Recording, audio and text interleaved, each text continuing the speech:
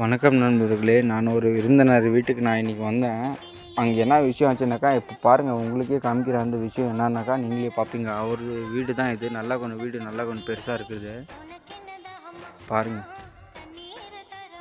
வீட்டுக்குள்ளேயே இதுதான் கதவு.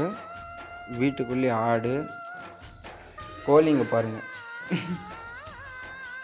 வீட்டுக்குள்ளேயே கோழி ஆடு எல்லாம் ஸ்டாண்டில் கட்டி வச்சுருக்காங்க. எல்லாம் டைல்ஸ் போட்டு அருமையாக உட்கார வச்சுருக்கிறாங்க. ஆடு கோழி மாடு இல்லை, மாடு வாங்குகிற பிளான் தான் இருக்குது அவருது.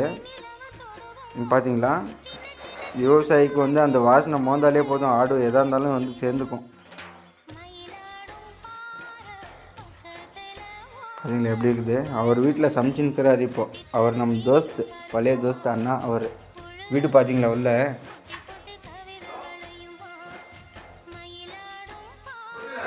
வெளியில் ஆடு மாடு